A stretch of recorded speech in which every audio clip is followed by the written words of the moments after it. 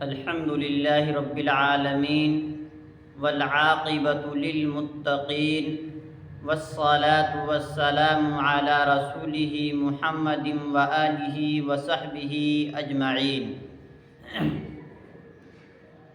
میرے محترم بزرگوں اور دوستو، میں آپ کے سامنے آج بہت اہم بات لے کر حاضر ہوا ہوں۔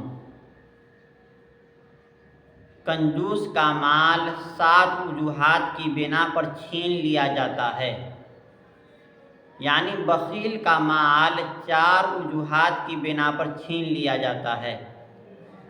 جو شخص دولت والا ہے اور بخیل بھی ہو تو 7 طریقوں سے اس کے مال چھین لیے جاتے ہیں۔ حضرت ابوبکر صدیق رضی اللہ تعالیٰ عنہ نے فرمایا کہ بخیل آدمی کا مال 7 چیزوں میں سے کسی ایک چیز کے ذریعے ضرور خرچ ہو جاتا ہے۔ وہ 7 چیزیں کیا ہیں جس کے ذریعے سے بخیل کا مال خرچ ہو جاتا ہے؟ نمبر 1، بخیل کے مرنے کے بعد اس کا مال اس کا وارث خرچ کر دیتا ہے۔ یعنی بخیل آدمی جب مال کو خوب جمع کیا، نہ اپنی ذات پر خرچ کیا اور نہ اپنے اہل و عیال پر خرچ کیا اور نہ دینی کاموں پر خرچ کیا، تو اس کے مر جانے کے بعد اس کے مال اس کے ورثہ میں تقسیم ہو جاتے ہیں اور وہ لوگ خرچ کر ڈالتے ہیں۔ یعنی جمع کوئی اور کیا اور خرچ کوئی اور کیا۔ نمبر 2، بخیل کو ظالم بادشاہ ذلیل کرتا ہے، پھر مال چھین لیتا ہے۔ یعنی بخیل آدمی جو اللہ کے راستے میں خرچ نہیں کرتا، یتیم غریب فقراء پر خرچ نہیں کرتا اور پیسہ کو گن گن کر رکھتا ہے، تو اس پر ظالم بادشاہ مسلط ہو جاتے ہیں اور اس کے مال کو چھین لیتے ہیں۔ نمبر 3، بخیل کی شہوت ابھرتی ہے اور وہ شہوت کے تقاضے پورے کرنے پر مال خرچ کر دیتا ہے۔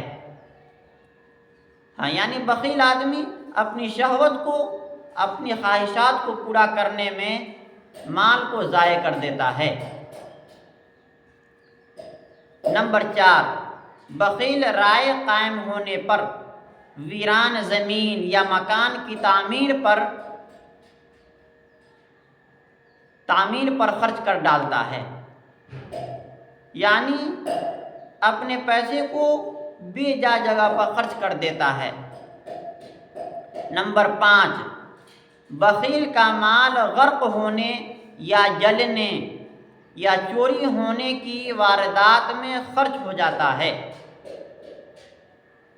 یعنی جو بخیل ہوگا، جو اللہ کے راستے میں دولت کو نہیں خرچ کرے گا، تو اس کے مال چوری ہو جائے، غرق ہو جائے، کسی واردات میں خرچ ہو جائے، یہ سب ذرائع ہیں اس کے خرچ ہونے کے، اس کے ضائع ہونے کے۔ نمبر 6، بخیل کا مال دائمی مرض کے علاج میں یا حادثوں میں خرچ ہو جاتا ہے۔ بخیل آدمی کا مال، کوئی ایسی بیماری اس کو لگ گئی جو ہمیشہ اس کے ساتھ رہے گی، وہ مرے گا تبھی وہ بیماری ختم ہوگی، اسی بیماری کے علاج کرتے کرتے اس کا پیسہ ختم ہو گیا، یا کوئی حادثہ ہو گیا اس میں خرچ ہو گیا۔ نمبر 7، بخیل بعض موقع میں مال کو دفن کرتا ہے، پھر وہ جگہ بھول جاتا ہے۔ بخیل آدمی اپنے پیسے کو جمع کرنے کے لیے مال کو دفنا دیتا ہے یا کہیں ایسی جگہ رکھ دیتا ہے، اور اس کے پاس مال اتنا ہوتا ہے کہ وہ اس مال کو بھول جاتا ہے، جو دماغ سے وہ مال نکل جاتا ہے اور بے جگہ خرچ ہو گیا، وہ ضائع ہو گیا۔ تو میرے عزیز دوستو، اپنے مال کو اللہ کے راستے میں خرچ کرے، دینی امور پر خرچ کرے۔ یہ رمضان کا مہینہ ہے، اس مہینے میں ہم کثرت سے صدقہ خیرات، زکوٰۃ وغیرہ ادا کرتے ہیں، تو جو مستحق ہے ان تک اس مال کو پہنچائے، مدارس ہیں، مکاتب ہیں، غریب ہے، یتیم ہیں، جو مستحق صحیح معنوں میں ہیں ان تک ان مالوں کو پہنچائے۔ اللہ پاک ہم سب کو عمل کی توفیق عطا فرمائے۔ وما علینا الا البلاغ۔